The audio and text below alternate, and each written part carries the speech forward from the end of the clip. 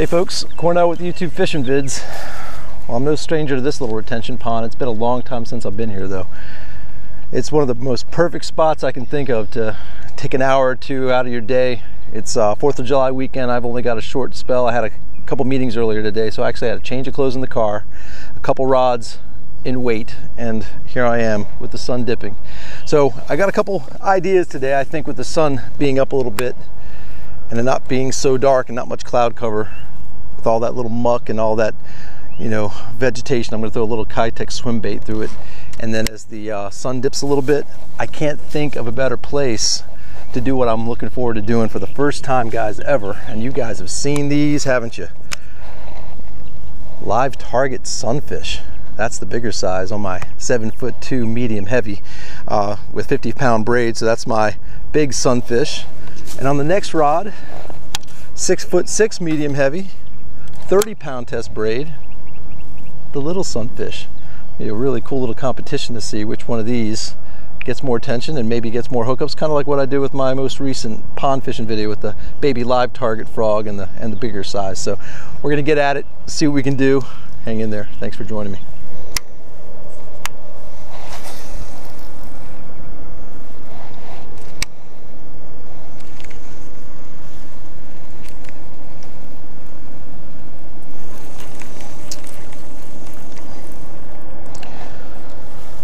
Well guys, as weedless as I tried to make it, it's still picking up all kinds of stuff. So again, I can't think of a better stomping grounds for the live target sunfish. So you know what? Goodbye swim bait. Hello live target top water sunfish. Let's see what we can do. That's the big one, guys.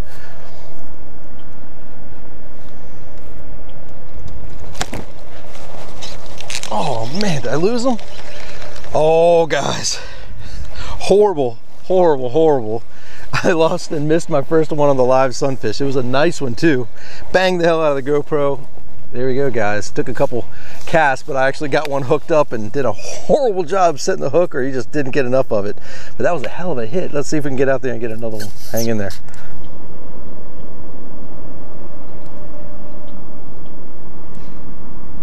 Oh no, I did not do that. I did not mean to do that. Guys, I didn't think he'd do this. I really didn't think he'd do this. I did not think I'd get this stupid snapping turtle. God, that was a big mistake.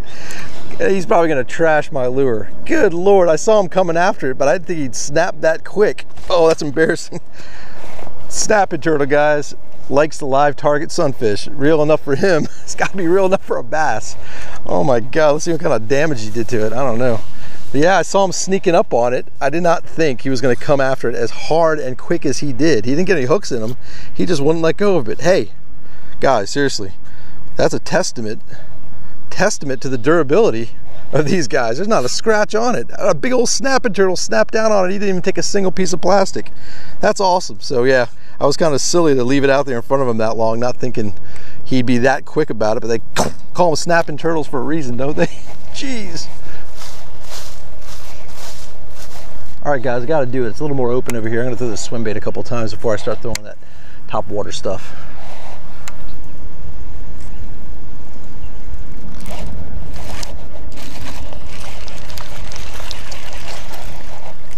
Oh, would you look at that, guys? Can I keep him? Nope, he's gone. I got myself a little dink on a swim bait, and that's cool. All right, we got a little fish out of there. There's a little one too, my God. Okay, so let me show you what I did here, guys. This is kind of cool. On your little swim bait, this is Kitech 3.8. I don't know if you guys ever thought to do something like this. This is 12-pound test fluorocarbon. That's a little keeper hook. I got a hook. If you can see, it's got that little keeper in there, so it's going to keep that swim bait on really good. And instead of having a belly weighted offset wide gap swim bait hook, I got a tiny itty bitty, I think that's like a 1/32 of an ounce tungsten, tiny little bullet weight pegged right there. What that's doing is it's allowing me to get that bait just barely under the surface, sliding through the weeds really good. And I think the hook's, it's a little big for this, honestly. I'd probably rather have like a 2/0 hook, but this is, I believe, a 3/0 for this 3.8, a little bit big. But basically you're just lining it up and it's going mega weedless. So I'm able to slide through these weeds really good, and you know, you pop it out of the weeds. If it does get caught, you get a good reaction bite out of it. So yeah, these little swim baits are killer. So this is the Kitech 3.8 in the bluegill flash. Killer little deal. Gotta just line that up nice and straight. There you go. All right, let's get it back out there, see if there's a bigger one. Guys, I'm not gonna lie, it's a tough little bite out here. It's bright and sunny. There's a nice little breeze on the surface, but you know, I had one little dink chased after that swim bait. Had a really nice blow up on the topwater sunfish, but I'm gonna go ultra natural, guys. I'm gonna go ultra natural, exactly the same setup, that tiny little 1/32 of an ounce tungsten, and I'm gonna get that ultra natural Senko on here and kind of glide it through the weeds, let it kind of drop in the holes, and see if we can get something to pop it.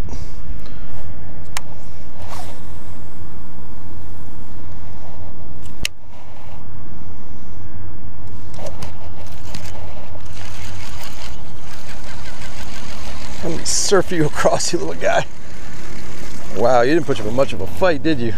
Oh gosh, guys, it's not painful. I mean, I have no problem catching anything really, but I know there's some big ones in here, and that's 2 techniques and 2 fish. So I got a little swim bait fish, and I got a little dink on a Senko. But remember, it's not a weightless Senko, guys. This is a really cool idea, honestly. If you've never thought to do it, weighting down your Senko just a little bit to let it slide through the weeds and get down in there and give you a little bit better maybe casting distance if you're on the shoreline, get a little farther cast out of it. And on top of that, you got, like I said, that little bullet head to slide through the weeds really good. So it's a good idea. You know, you could do all kinds of different things with Senkos, and that's just one more routine to add to the arsenal. So give it a try. Bullet. Don't you know when a pond has a tiny little hole in the brush to fish? It's a pain. Sometimes that's what you got to do to find them, guys.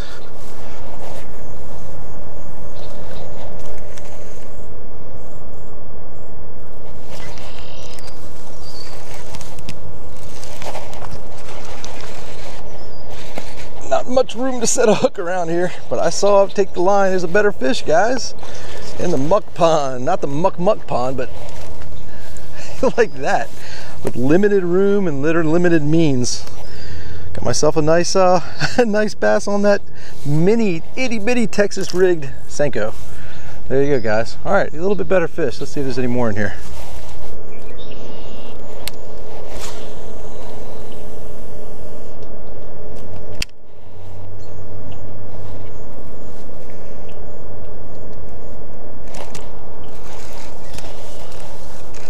Oh God, it's so hard to manage this. That's a nice fish.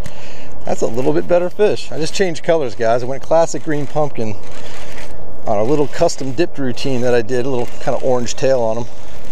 He's swimming at me. Stay out of that stuff. Oh man, a better fish. Surprise. That's awesome. Man, that is so cool. Gotta love a Senko, guys. There ain't nothing better in every single type of challenging situation there is than a Senko. And like I said, this little itty bitty pegged tiny bit of weight just adds to the flavor, guys. It's just one more thing to do to get that thing sliding through the weeds and eat it up.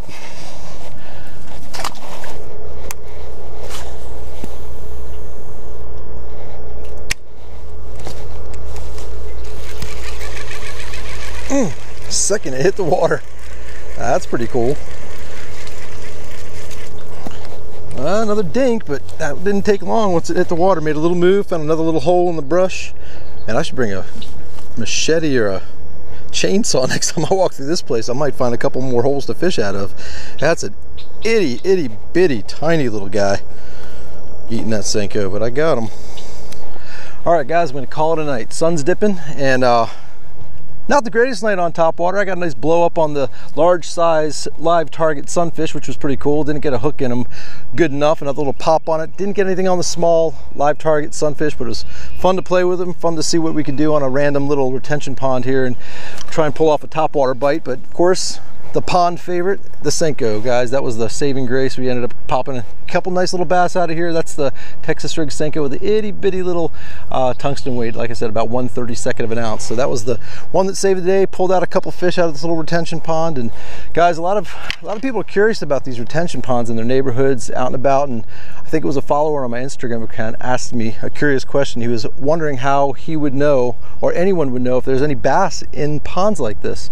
You know, Florida's got tons of little potholes everywhere, all kinds of retention ponds behind malls and things like that. But guys, generally if the water's clear and there's green vegetation, birds, frogs, turtles, all the kind of life that you expect to see in a pond that's alive and well, that's generally a sign that there's probably some bass in them. They generally stock them. The circle of life needs to keep this water clean, needs to keep this water from getting stagnant. So you've got the small little bait fish, you've got the bluegill, and generally you're going to have the bass, maybe catfish, maybe some grass carp to keep it clean. But guys, if you have any of these kind of ponds and you're ever curious as to whether or not there's any bass in them, flukes, Senkos, topwater in the morning and evening, bring out your little arsenal, bring a little bag of stuff, and don't have to carry a lot, but just see what you can do. You might catch the bass of your life out of one of the smallest little potholes around the corner from your house. So guys, as always, I appreciate you joining me. I appreciate you subscribing. Until we meet again, over and out.